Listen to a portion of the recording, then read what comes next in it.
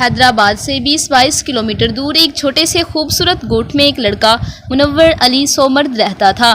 وہ بے انتہا فرمانبردار، اخلاق پڑھاکو لیکن اول درجے کا بھلکڑ تھا۔ مہینے بھر پہلے کی بات کا کیا ذکر، وہ تو گزشتہ کل کی بات بھی بھول جاتا تھا۔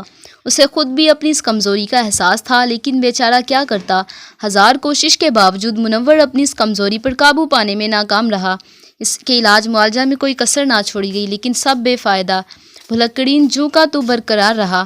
بس ایک خوبی تھی کہ منور ہر سال امتحان میں اچھے نمبروں سے پاس ہو جاتا تھا۔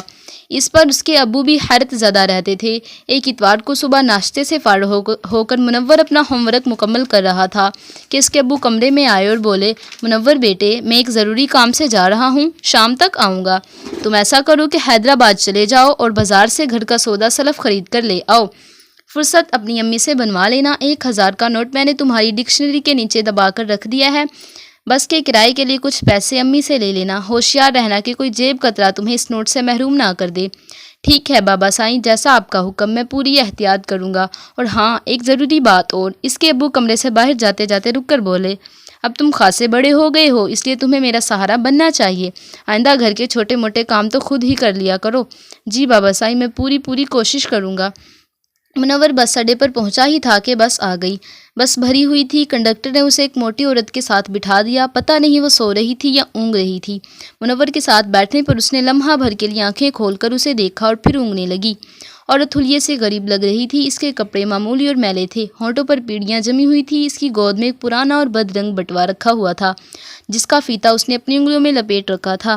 منور کو اس غریب عورت سے خاصی ہمدردی محسوس ہوئی، لیکن وہ کیا کر سکتا تھا۔ بس چلی تو صبح کی ٹھنڈی ٹھنڈی ہواؤں نے منور کو بھی اونگنے پر مجبور کر دیا، لیکن پھر وہ چونک کر سیدھا ہو گیا۔ مجھے جاگتے رہنا چاہیے، اس نے خود سے کہا۔ اگر میں سو گیا اور کسی نے میری جیب سے 1000 کا نوٹ نکال لیا تو قیامت ہی آ جائے گی۔ منور نے اپنی ران میں زور سے ایک چٹکی بھری۔ نیند تھوڑی دیر کے لیے ضرور غائب ہو گئی، لیکن کب تک؟ صبح کی ٹھنڈی ٹھنڈی فرحت بخش ہواؤں نے پھر تھپک کر سلا دیا۔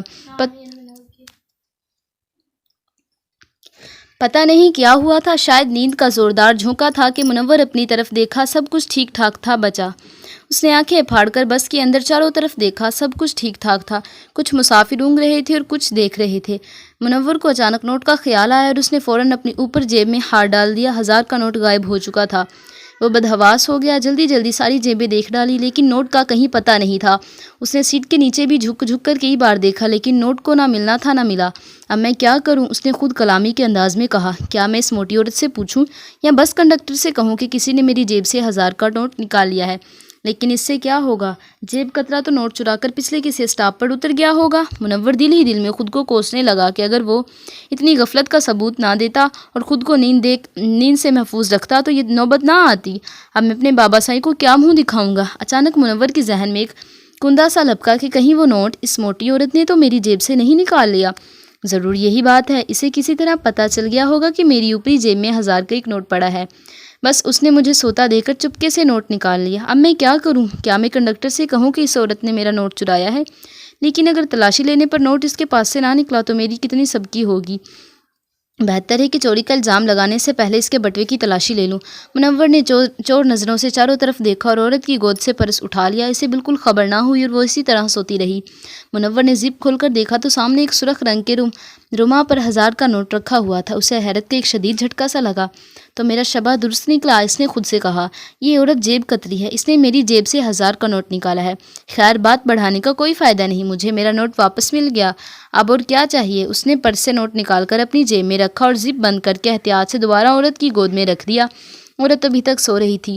شام کو 4 بجے منور گھر میں داخل ہوا تو سامان سے لدا پھندا دیکھ کر اس کے ابو ہکا بکا رہ گئے۔ ہائے، یہ کیا منور، بغیر پیسوں کی اتنی ساری خریداری تم نے کیسے کر لی؟ اس کے ابو نے تعجب سے پوچھا۔ یہ آپ کیا کہہ رہے ہیں بابا سائیں؟ کیا آپ نے مجھے 1000 روپے کا نوٹ خریداری کے لیے نہیں دیا تھا؟